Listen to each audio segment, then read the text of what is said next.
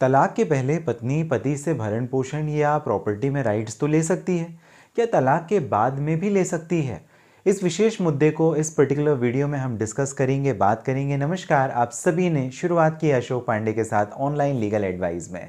आप सभी का स्वागत है और हमारा जो प्रश्न उसका उत्तर आपको इस वीडियो में मिलेगा। हमारा प्रश्न है, can a wife ask for property rights after divorce? मतलब तलाक होने के बाद में क्या वो संपत्ति पर, पति की संपत्ति पर अधिकार मांग सकती है, ले सकती है या नहीं? ऐसा अमूमन इन नॉर्मल सर्कमस्टेंस नहीं होता, ये केवल और केवल एक्सेप्शनल केसेस में होता है। लेकिन आप अगर 99% केसेस आप देखेंगे तो ऐसा नहीं होता। मतलब एक बार आपका तलाक हो गया, सब कुछ खत्म। तलाक के बाद में आप अजनबी हो गए। अब अजनबी से लेना मतलब it's a very big task. तो यहाँ पर आपको ये ध्यान में रखना है कि जब तक तलाक नहीं हुआ तब तक आपको जितना लड़ना झगड़ना है, जितने हाथ पैर चलाने हैं आप चला सकते हैं। लेकिन एक बार यदि आपका तलाक कोर्ट के द्वारा हो गया, आपका जजमेंट और डिक्री हो गया, उसके बाद में आप फिर राइट्स नहीं क्लेम कर सकेंगे। खासकर ऐसा म्यूचुअल डाइवोर्स यानी जब आपसी सहमति रजामंदी के द्वारा आपसी तलाक लिया जाता है उसके बाद में होता है। अमूमन अगर देखा जाए तो नॉर्मल जो हमारा भारत का कानून है वो क्या कहता है? क्या पत्नी पति की संपत्ति पर अधिकार रखती है? नहीं, दोनों की अपनी अपनी संपत्ति पर अपने खुद के निजी अधिकार होते हैं। यानी पत्नी ने जो कमाया उसका अधिकार है, पति ने जो कमाया उसका अधिकार है। लेकिन उसके बावजूद क्योंकि महिलाएं हमारे देश में घर का काम करती हैं, बहुत समय से चला आ रहा है, आज परिस्थिति बदल रही है धीरे धीरे, तो इसे ध्यान में रखते हुए कानून बनाया गया कि महिलाएं जो होंगी, विमेंस जो होंगी, वो मेंटेनेंस का राइट रखेंगी। मतलब जो भरण पोषण है वो अपने पति से ले सकेंगी।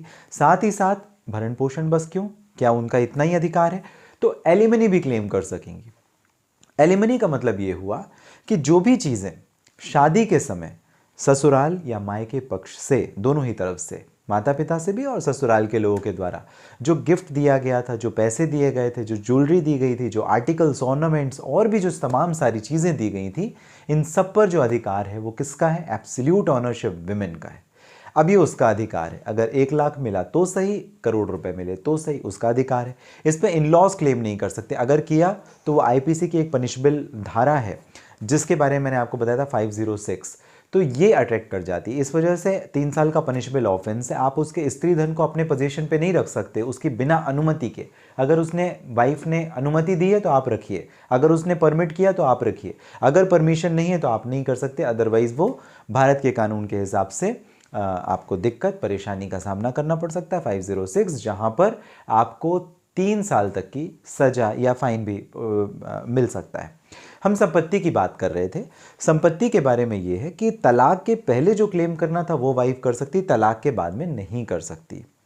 एक्सेप्शनल जो कंडीशंस होती हैं उसे छोड़ दें। एक्सेप्शनल कंडीशन ये है कि हस्बैंड ने one sided x party divorce ले लिया, वाइफ को कुछ नहीं मिला। इस कंडीशन पर थोड़े टाइम के बाद जब उसे पता चलता है, कुछ सालों के बाद वाइफ को जब पता चलता है तो वो क्लेम कर सकती है। यहाँ पर उसके मेंटेनेंस के भी, एलिमनी के राइट भी रिजर्व रहेंगे और डाइवोर्स किस ग्राउंड पे हुआ है, आधार है, निराधार है, उसे चैलेंज करने का भी राइट वो रखती है।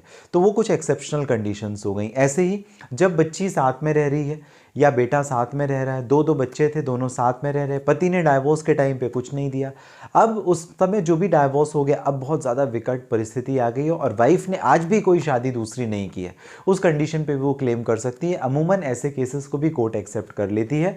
अदरवाइज जो नॉर्मल केसेस होते हैं, तो मैंने आपको बताया 99% केसेस में एक बार तलाक होने के बाद में महिला क्लेम नहीं कर पाएगी, वाइफ क्लेम नहीं कर पाएगी पति की संपत्ति पर, until and unless it comes to exceptional category. आपको जानकारी कैसी लगी कमेंट बॉक्स पे मुझे ज़रूर बताइएगा। साथ ही साथ अगर मुझे डायरेक्टली बात करना चाहें आपकी किसी प्रॉब्लम से संबंधित, तो इस वीडियो के डिस्क्रिप्शन में डिटेल लिंक है जहां से डायरेक्टली अपॉइंटमेंट बुक करके हो जाएगी आपकी और मेरी बात।